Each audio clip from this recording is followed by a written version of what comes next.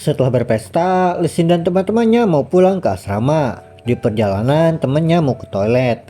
Dan di sana Lisin melihat cewek yang dikerumuni NPC. Para NPC ini berniat mengajak nih cewek buat ehem-ehem. Tapi si ceweknya menolak. Karena ditolak, para NPC ini menarik paksa si cewek ini. Lisin pun datang dan berkata kalau cewek ini nggak mau. Sebagai laki-laki jantan, harusnya mereka tidak boleh memaksanya. Mendengar itu, para NPC ini marah dan berniat mengeroyok Lisin. Saat mau dihentikan sama nih cewek, Lisin dengan cepat menghajar para NPC. Nih cewek mendekati salah satu NPC dan kelihatan khawatir gitu. Tiba-tiba sistem juga mendeteksi wanita cantik. Namanya Shen Aodong. Lisin merasa kecewa karena nih cewek kelihatan polos gitu dan ternyata dia seorang pelacur. Gue juga sedikit kecewa sih, masa sistemnya suka sama pelacur gitu kan awalnya. Dan ternyata saat NPC ini minta tolong, nih cewek menendang dan ketahuan tuh. Ternyata ini cewek salah satu pemimpin regu polisi yang lagi nyamar buat nangkepin nih para NPC jir. Keesokan harinya, Lisin diantarin sama teman grupnya itu ke kapal pesiar. Di dalam, Lisin merasa haus dan berniat mengambil salah satu minuman. Dan Lisin pun ketemu lagi sama Shen Aodong. Shen Aodong terkejut melihat Lisin dan berharap semoga Lisin tidak merusak rencananya. Sedangkan Lisin merasa lega karena melihat Shen Aodong mengganti pekerjaannya. Di sini Lisin gak tahu ya identitas asli Shen Aodong yang merupakan seorang polisi. Gak lama kemudian ada NPC yang manggil Shen Aodong. Nih NPC mau bermain permainan kotor bareng Shen Aodong. Nih NPC juga ngelempar duit ke muka Shen Aodong gitu. Awalnya Shen Aodong mau melakukan itu untuk misi, tapi untungnya Lisin datang dan mengganggu NPC ini sampai-sampai NPC marah besar. Nih NPC bertanya-tanya kenapa ada badut miskin di sini. Ya Lisin menjawab kalau dia diundang sama ketua kapalnya gitu. Para NPC lain pun menertawakan Lisin karena Lisin gak punya surat undangan, sehingga dipastikan kalau Lisin ini tukang tipu. Si NPC mesum ini juga ingin Lisin membungkuk dan meminta maaf. Jika tidak, maka Lisin akan dipatahkan tangan dan kakinya lalu dibuang ke laut. Ngeri juga nih NPC jir.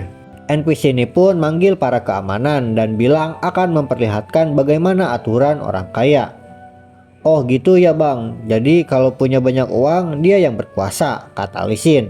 Dan dia mulai melakukan panggilan telepon. Tapi ternyata nomornya lagi sibuk sehingga para NPC ini menertawakan Lisin lagi. Ya udah gitu, kalau emang Lisin punya banyak duit, nih NPC nyuruh Lisin buat beli kapal pesiar ini. Dan Lisin pun memanggil pelayan untuk membawa kapten kapal. Kapten kapal pun datang dan bertanya apa yang terjadi. NPC ini bilang kalau Lisin mau beli kapal pesiar ini. Kapten kapal ini meremehkan Lisin dan menganggap kalau Lisin gak akan mampu. Lisin juga kesel dan bilang jangan banyak bacot gitu dan katakan aja harganya. Saat Lisin mengeluarkan kartu Black Diamond-nya, beberapa NPC terkejut dan menganggap kalau itu palsu. Shen Aodong berniat menghentikan Lisin untuk tidak usah memalukan dirinya lebih jauh. Shen Aodong berpikir untuk menyerah dari misinya dan tidak ingin melibatkan Lisin lebih jauh lagi. Tapi saat Lisin bilang tidak apa-apa dengan percaya diri, membuat Shen Aodong tersipu malu dan poin kesukaannya meningkat. Ketua kapal menyodorkan dokumennya dan bilang kalau harganya 800 juta. Para NPC pun mendesak Lisin dan menyuruhnya untuk cepat-cepat tanda tangan. Lisin bilang kalau dia ogah menanda tangan itu karena yang akan melakukannya Shen Aodong. Para NPC terkejut karena kapal ini akan diberikan, jadi Lisin bertanya siapa nama Shen Aodong, dan Shen Aodong menjawab itu. Lisin bilang kalau dia akan menggesek kartunya. Dokumen dan kapalnya akan diberikan kepada Shen Aodong sebagai hadiah darinya. Lisin pun menggesek kartunya dan berhasil. Para NPC terkejut. Semua pelayan di sana pun memberi hormat kepada Lisin dan Shen Aodong. Setelah itu NPC ini didatangi NPC lain yang mukanya banyak codet gitu jir. Intinya nih NPC bosnya NPC ini. NPC ini mendekati Lisin, memperkenalkan diri dan bertanya dengan siapa dia berbicara. Nih NPC bernama Han Biao, pemimpin dari gang Black Tiger. Pekerjaannya menjadi penyelundup barang untuk Myanmar dan Laos. NPC ini juga menjalankan 2 kasino bawah tanah. Han Biao ini merupakan target utama dari misinya Shen Aodong. Nih NPC mengajak Lee Sin untuk bermain judi. Tapi sayangnya Lee Sin menolak karena dia tidak suka judi ilegal. Lee Sin pun diejek dan dikatain pengecut. Shen Aodong mendekati Lee Sin untuk tak terprovokasi. Setelah berhadapan dengan Han Biao, kemungkinan akan kehilangan 1-2 miliar. Mendengar 2 miliar, Lee Sin bersemangat dan menerima ajakan Han Biao. Shen Aodong malah bingung gitu dengan apa yang dilakukan Lee Sin. Padahal udah diperingatin. Saat game dimulai, tanpa pikir panjang, tiap kartunya dibagikan, Lee Sin langsung all in dan dia pun kalah 200 juta. Karena ini membosankan, jadi Lee Sin ingin menukarkan 2 miliar uangnya. Makin lama bermain, Lee Sin mendapati kekalahan beruntun. Dan itu membuat Shen Aodong kesel sehingga membawa Lee Sin ke belakang. Shen Aodong memarahi Lee Sin dan menganggapnya gila. Karena tiap kali kalah, Lee Sin menaikkan taruhannya 2 kali lipat.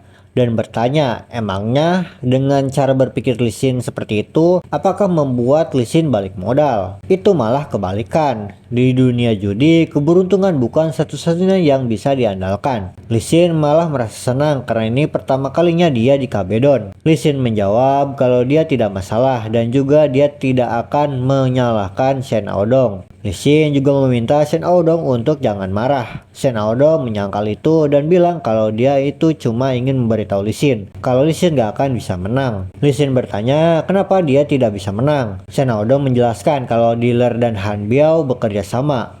Mereka memasang alat untuk bisa berkomunikasi di bawah mejanya. Setelah mendengar itu, dengan percaya diri, Lee Sin merangkul Shen Aodong dan bilang setelah tahu bagaimana caranya bekerja, itu akan menjadi sangat mudah. Dan Lee Sin akan memberikan pelajaran tentang judi pada Han Biao. Sebelum mulai kembali, Lee Sin ingin memeriksa mejanya dan Han Biao menyetujui itu. Saat memeriksa mejanya, Lee Sin menggunakan kekuatannya untuk menghancurkan aliran listrik yang menyambungkan komunikasi dengan Han Biao dan dealer. Saat akan mulai, Lee Sin mengatakan kalau dia sangat bosan dengan permainannya. Sebesar apapun taruhannya, Han Biao hanya berani taruhan 20 juta. Mendengar itu, para NPC mulai membicarakannya dan menganggap kalau Han Biao penakut dan takut uangnya hilang. Han Biao pun terbawa emosi dan menaruh 1 miliar. Setelah kartunya dibagikan, Han Biao menyadari deteksi sensornya tidak berfungsi dan dia mulai panik sendiri. Saat kartunya dibuka, ternyata Lee Sin menang. NPC-NPC ini pun pada terkejut karena cuma menang sekali langsung bisa balik modal. Han Biao berteriak dan menuduh Lee Sin curang. Lee Sin menjawab kalau Han Biao dari tadi menang terus dan Lee Sin tidak protes. Kenapa saat dirinya menang sekali langsung dicap curang? Mendengar itu, Han Biao mengubah targetnya kepada Shen Aodong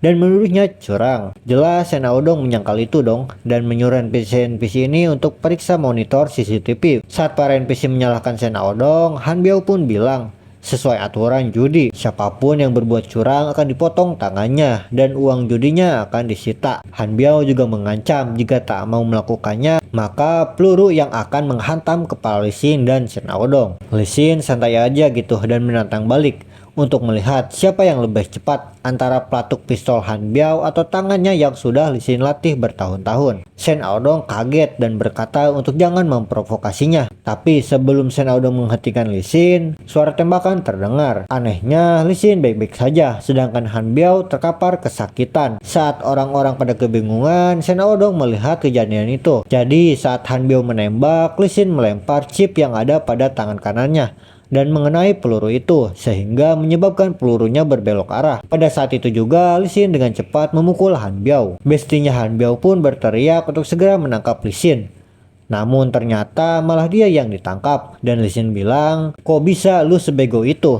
Kan gue pemilik kapal ini, jadi kenapa bisa lu nyuruh penjaga yang kerja sama Lee Sin untuk menangkapnya?" Lee Sin juga membongkar kecurangan Han Biao. Shen Aodong pun bingung melihat itu dan berpikir gak mungkin Han Biao melakukan trik rendahan seperti itu dan bertanya bagaimana Lee Sin bisa menang. Lee Sin pun menjawab kalau dia merusak sensor yang ada pada mejanya dan fakta kalau Lee Sin menang itu beneran keberuntungan semata. Sedangkan kartu yang ada pada Han Biao, Lee Sin sengaja memasukkannya saat dia memukul Han Biao. Shen Aodong tertawa dan poin kesukaannya meningkat. Setelah itu muncul teman grupnya Lee Sin dan menghampiri Lee Sin dan bertanya apa Lee Sin baik-baik aja. Di sini karena temannya Lee Sin ini manggilnya dengan Tuan Qian membuat para NPC ini mendekati Lee Sin. Gak lama kemudian datang para polisi dan menangkap Han Biao beserta antek-antek asing. Salah satu polisi melapor pada Shen Aodong.